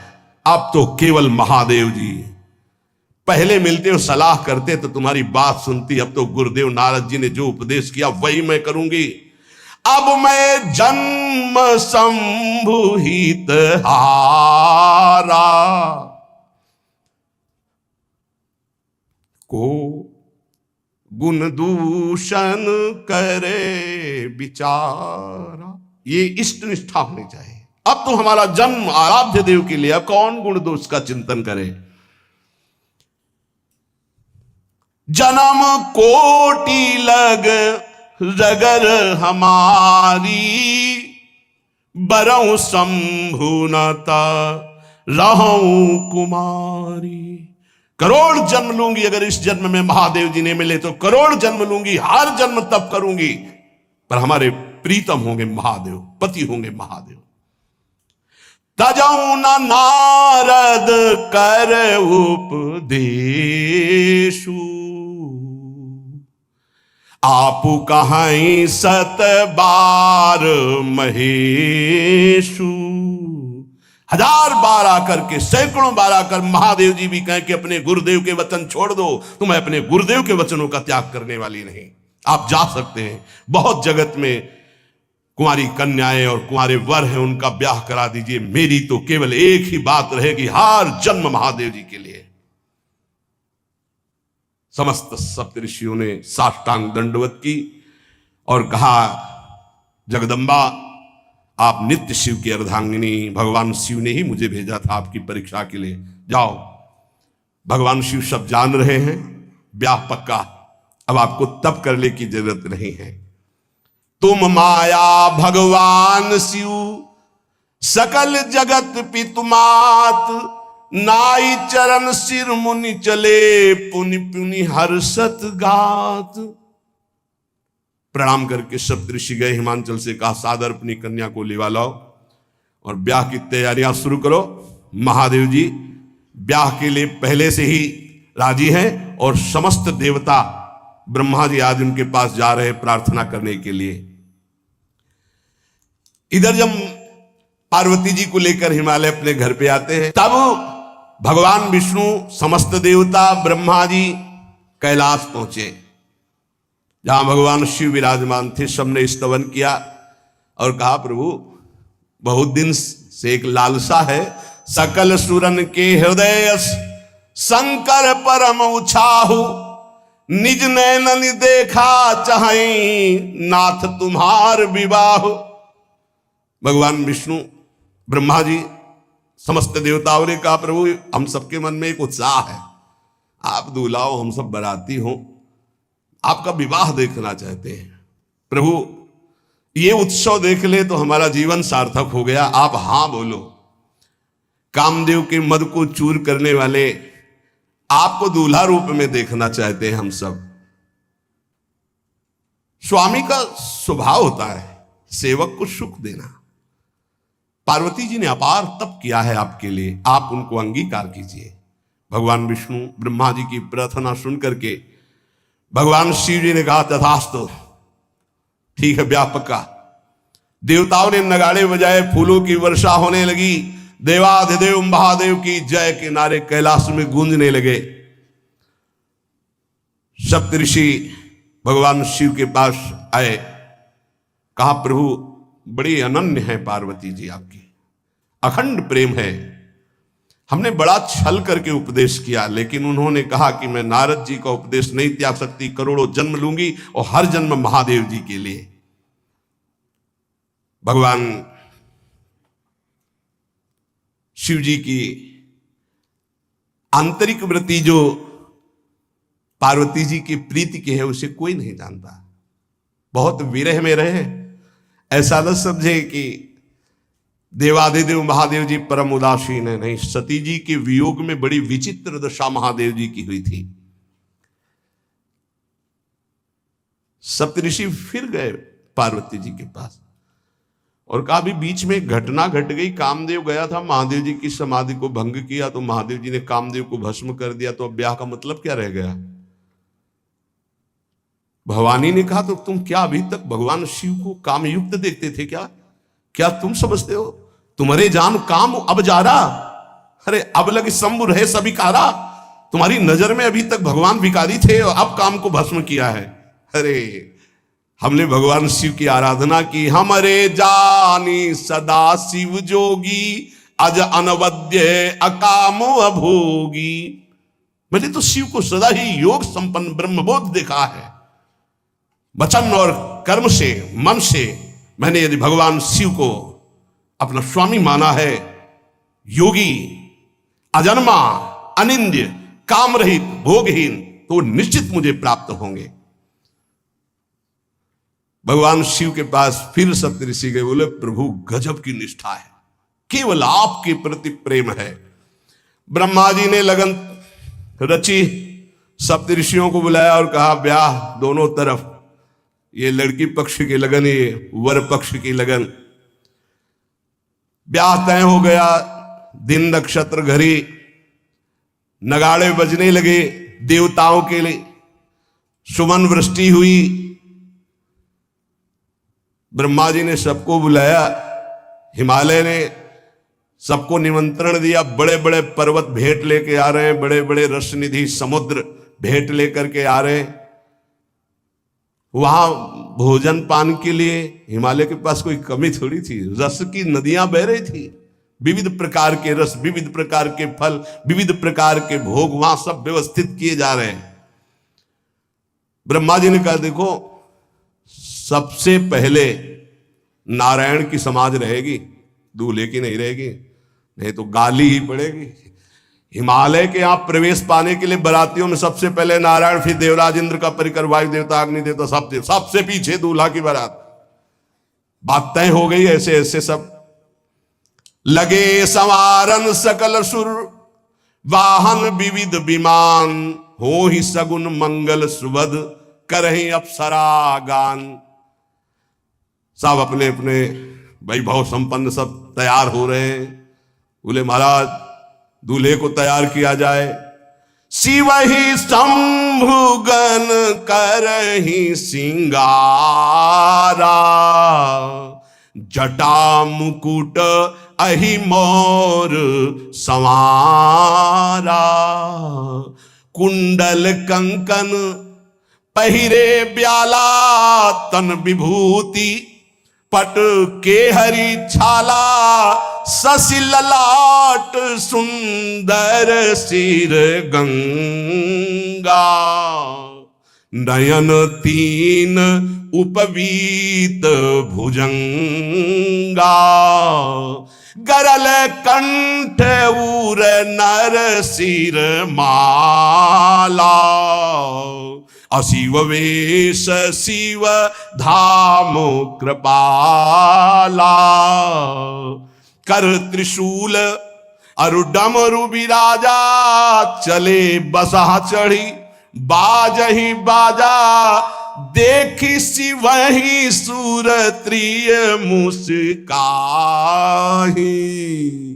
बरलायक दुल्हनी जग नाही। दूल्हे की तैयारी हो रही भाई, चिता की भस्म, चिता की भस्म, जैसे पाउडर ले गए, पहले चिता की भस्म लगाई गई, अब जटाएं बांधी गई, जटाएं से त्रिभुवन का विनाश जब करना होता, जटा खोलकर जब तांडव करते तो कोई नहीं बचता। जटाकटा संभ्रमं भ्रमण निलंप निर्झरी, विलोलवी चिवल्लरी विराजमान मूर्धनि, धगत धगत धगत जो ललाट पट्ट पावके। तीसरा नेत्र मानव विश्व का विनाश करने के लिए उसे पटबंद किए हुए विशाल जटाएं। जटा का तो मुकुट सवारा गया, अब जटा बंद है काहे से? सांप, ये मुकुट सांप, और कुंडल करिया और भूरी भी थी। हाँ, सोने चांदी के लिए डंक मार दे तो बेहोश हो जाओ ऐसे। पहिरे ब्याला, बाजूबंद छोटे फण वाले, है कोई पनिहा कोई दुमहा ऐसे, और ऐसे जनेऊ वासुकी नाग, गले के माला भगवान का विभूत, ऐसा स्वरूप है। और शेर की छाल नीचे, शशि ललाट, द्वितीय का चंद्र, शशि ललाट, ये मुकुट द्वितीय का चंद्रमा, सुंदर सिर गंगा, भगवती गंगा, फवारे ले उठते जटा के बीच से गंगा जी। नयन तीन, माथे वाला बंद है, दो खुले हैं। उपवीत भुजंगा, जनेऊ वासुकी नाग, गरल कंठ, नीलकंठ विष यहां रोके हुए, और मुंडों की माला, हाथ में त्रिशूल, डमरू बंधा हुआ, नंदकेश्वर पे सवार। बोले ऐसे दूल्हा के लिए दुल्हन तो त्रिभुवन में नहीं मिलेगी, ऐसा दूल्हा दुल्हन का मिलेगी। अच्छा, दूल्हा सज गया, ब्रह्मा जी ने देखा, बोले महाराज आगे आपकी सवारी। नारायण भगवान उनके चतुर्भुज पार्षद, शोभा सुगंध सौरभ, आगे गरुण पे सवार, पीछे हंस पे सवार ब्रह्मा जी अपना परिकर, देवराज इंद्र, भगवान विष्णु जी दूल्हे की तरफ देखे, बोले महाराज विष्णु कहा अस बिहसी तब बोल सकल दिशराज, बिलग बिलग होई चलो सब निज निज सहित समाज। कोई भी दूल्हे के पास मत फटको, पीछे रहने दो, सब अलग अलग समाज चलो, नहीं पानी नहीं मिलेगा हिमालय के अगर आगे ये हुई तो। अब तो वर अनुहारी बरात न भाई, हंसी कर हो पर पुरजाई। नारायण ने कहा कि दूल्हा के अनुरूप ही हम सब बराती नहीं भैया, दूल्हा सबसे पीछे, सब बराती क्रम से पहले हम, फिर ब्रह्मा जी, फिर देवराज इंद्र, ऐसे सब। भगवान शिव ने कहा तुम अपने पार्षद सब लिए हो, तो हम बुलाते हैं। श्रृंगी निकाली, जे ही बजाया तो भगवान शिव के पार्षद आ गए। शिव अनुशासन सुनि सब आए, प्रभुपद जलद शीस तिन, जय हो महाराज की आज्ञा करो। अरे बोले विवाह हमारा बहुत दिलों से आओ। गुचप्पा जैसे देखो ना, अगिया बैताल। हाँ अब कैसे शिव के बराती हैं, जरा ये आगे पार्टी तो निकल गई बंदनी।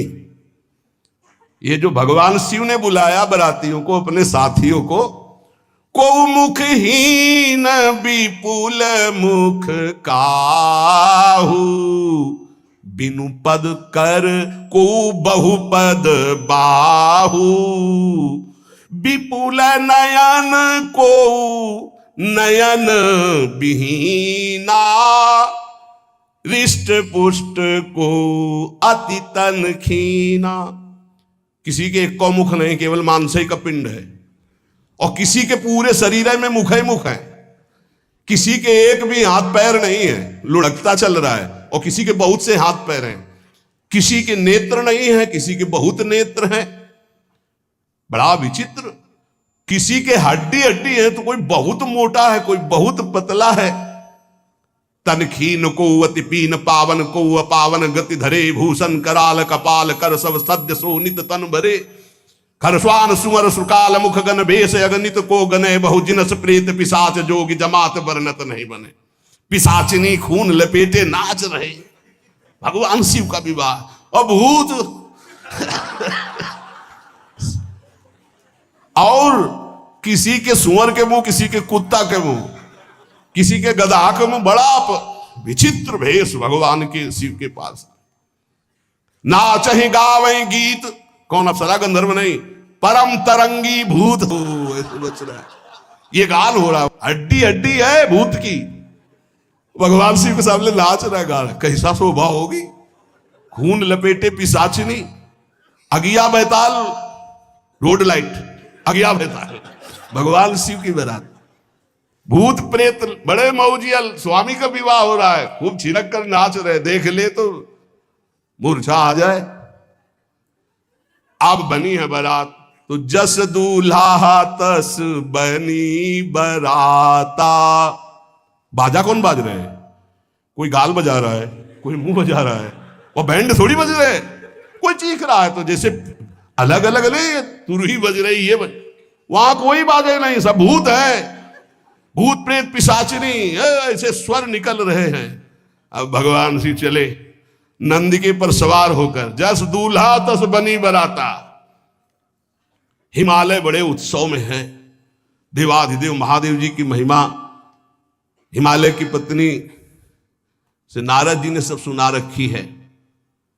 अब तो जितने भी सुंदर सुंदर सब पदार्थ, सब व्यवस्थाएं, सब किए, हाथ जोड़े खड़े हैं। जगदम्बा जहां विराजमान है, वहां सिद्धियों की कौन सी कमी है।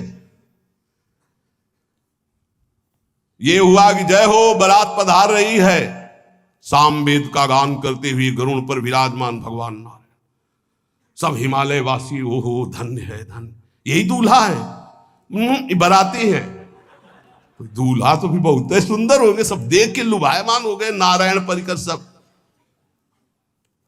पीछे देखा हंस पर सवार भगवान ब्रह्मा जी, चतुर्मुख, वेद सब। दूल्हा पीछे, गांव के नगर के लोग है ना, ये दूल्हा नहीं, सयाने लोग कहते हैं दूल्हा। दूल्हा तो ये तो ब्रह्मा जी है, देवराज इंद्र। ये दूल्हा नहीं, नहीं नहीं, ये दूल्हा नहीं, ये दूल्हे की बाराती है। वो गजब, इतने सुंदर दूल्हे के बाराती, तो दूल्हा तो फिर बहुत हृदय में आनंद है, उत्साह है। नगर की बालक बालिकाओं, नौवधुओं को ऐसे देख रहे, दूल्हा कौन है ऊपर से चढ़े। जब सब निकल गए तो बहुत हृदय में आनंद था कि अब दूल्हा के दर्शन होंगे। जोई दूल्हा की पार्टी आई, शिव समाज जब देखन लागे, भीतरी चले बाहन सब। जितने अगवाली कर ले आए थे, धोती संभाल के जान बचा के भागे। जो बड़े बूढ़े थे, जो महिमा सुने थे, वो धरी धीरजू ताहा रहे सयाने। बड़ी हिम्मत करके रुके कि शिव हैं। लेकिन जो नौजवान बालिका, बालिकाएं, बूढ़ी, नौबहुएं, ये को वहां मंगलाचार में नहीं टिकी, सब अगवानी पे भाग पड़े। धीरज धर करके बालक घर में पहुंचते, जवान पहुंचते, बहुएं, क्या क्या बात है, तुम लोग भयभीत क्यों हो गए? कोई घटना घटी क्या ब्याह में? कहीं काह कही जाई न बाता, ये जमकर धार की धो बरियाता। बारात है, यमराज की पूरी सेना आ गई है। भैया दूल्हा देखा, देखा कैसा? बोले बरु बौराह बस असवारा, ब्याल कपाल विभूषण छारा। देखा है दूल्हा? बरु बौराह, बरु बौराह, बावरा है। क्यों? बैल पे सवार है, सांप की माला पहले, भस्म चिता की लगाए, मुंडों की माला। अरे पूछो मत, ऐसा दूल्हा। दूल्हे के सरितन छार, ब्याल कपाल भूषण, नगन जटिल भयंकरा, संभूत प्रेत पिशाच जोगिन, विकट मुख रजनी चरा। जी के लौट के बता रहे हैं, भाग्य मनाओ जो जियत रहा है बरात देखत, पुण्य बढ़ते ही कर सही। जिंदा लौट आए बड़े पुण्य समझो, जो बारात देख ले और जिंदा रह जाए, बड़े भाग्य तिनके। देखी सो उमा विवाह घर घर बात सब लड़कन। सबने कहा कि अगर दूल्हा को बाराती को देख के जिंदा रह जाए तो विवाह देख पावेगा, मतलब जिंदा नहीं रहेगा। जो बड़े बुजुर्ग थे वो समझा रहे हैं, देखो भगवान शिव हैं, ये उनकी समाज है। सबको वास दिलाया गया। अब आरती करने के लिए, सुमंगल गाने के लिए नवीन नवीन स्त्रियां पार्वती जी की माता के साथ आ रही हैं। मैना, सोने की थाल है, बड़ा आनंद है दूल्हा का प्रथम दर्शन। और आरती लेके जे भी देखा दूल्हा को, यही दूल्हा है। हां, भारी रोष पैदा हुआ कि नारद जी ने बर्बाद कर दिया हमारा घर। हमारी बिटिया सूखे पत्ते खा के इसके लिए भजन करती रही। मैना जी ने पीछे मुड़ के देखा, एक भी नहीं स्त्री थी, अकेले थाली लिए खड़ी थी। लौट के आई, उन्होंने कहा कि सब भाग्यों पड़ी। बोले प्राण बचाए, ऐसे ऐसे करिया फुसकार रहे थे। कोई थाली पटक दी, आरती की गई, पार्वती जी को गोद में बैठाला और रोने लगी। बिटिया ऐसे के लिए भजन किए हो, ऐसे के लिए तपस्या किए हो? आंसू भर के कहा कि विधाता की बुद्धि मारी गई, जिसने तुम्हारी जैसी सुंदर कन्या, वो ऐसा बावरा दूल्हा, ये संयोग रचा है। बुद्धि खराब हो गई ब्रह्मा की। कसकीन बरु बौराह विदिजे, तुम्हें सुंदरता, त्रिपुर सुंदरी भगवती पार्वती जी। अरे जो फल लगना चाहिए कल्प तरु में, वो बमूर में लग रहा है। ये आज वही दिल उत्सव, ब्याह का उत्सव भगवान सिंह। अच्छा तो मेरा निर्णय सुन लिया जाए मैना जी का। अगर मेरी बात नहीं मानी गई तो हिमालय के शिखर से अपनी बेटी को लेकर गिर के आत्महत्या कर लूंगी, ब्याह नहीं होने दूंगी। फाइनल। तुम सहित गिरते गिरो पावक जरो, आग में जल जाऊंगी अपनी बेटी को लेके, समुद्र में डूब जाऊंगी, लेकिन ऐसे बोरे बोरा जो ये बर है इसके साथ ब्याह नहीं होने दूंगी, पक्का। सब रोने लगी मैना जी का आदेश सुनकर। मैना जी कहती, हाय मैंने नारद जी का क्या बिगाड़ा था? नारद कर में काह बिगाड़ा, भवन मोर जिन बसत उजारा। कितना बढ़िया सब चल रहा था। बेटी को उपदेश किया कि वर तुम्हारे शिव देवाधिदेव महादेव, बर्बाद कर दिया सब। ऐसा दूल्हा? सच्ची मैं ठगी गई नारद जी के द्वारा, पर अब अपना घर बर्बाद नहीं होने दूंगी। क्या जाने नारद जी बेटी का प्रेम क्या होता है। बांझ कभी प्रसव की पीड़ा जानती है? क्या जाने बाबा जी है हमारी बेटी हो ऐसा दूल्हा। जब देखा कि मां बहुत गुरुदेव को उल्टा सीधा बोल रही है तो उन्होंने कहा, माता विचार पूर्वक। जननी ही विकल बिलो की भवानी, बोली जुत विवेक मृदुबानी। मां विचार पूर्वक, तुम क्यों ऐसा आलाप कर रही हो? अगर मेरे भाग्य में ऐसा पति लिखा है तो तुम टाल नहीं सकती। कर्म लिखा जो बाउर नाहू, तो कत दोष लगाई काहू। तुम सन मिटे की विधि के अंका, व्यर्थ लेहू जनि मातु कलंका। मां मेरे भाग्य में ऐसा ही लिखा है, आप व्यर्थ में क्यों रो रही? जब पार्वती जी की ऐसी करुण बात सुनी तो सब स्त्रियां रोने लगी, विधाता को दोष लगा रही। नारद जी के पास हिमालय गए, बोले हम तो संभाल लेंगे, घर में सब गड़बड़ हो गया। अरे इनको समझाते कि ठीक से आते, कैसे आए हैं ये, जैसे विनाश कर ले आए हो। अरे ब्याह कर ले आए, घर में सब बिगड़ गया, मैना बिखर गई, ब्याह बंद, अब नहीं होगा, संभालो जाके।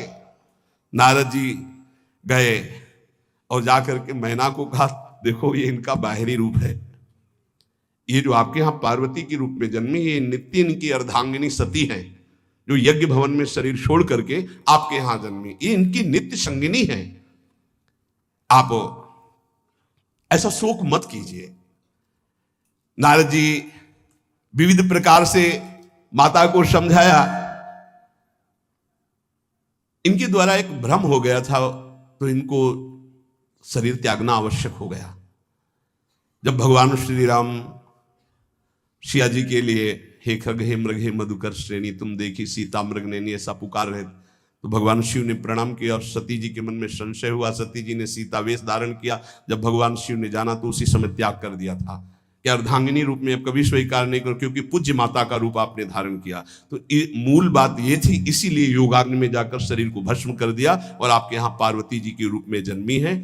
जब नारद जी ने बताया कि आप बिल्कुल धैर्य रखिए, भगवान शिव का वैभव आपने देखा नहीं, ये इनका बाहरी रूप है, समझाया मैना को तसल्ली की। बोले अभी दूल्हा रूप आपको दिखाते हैं, आप चुप रहिए।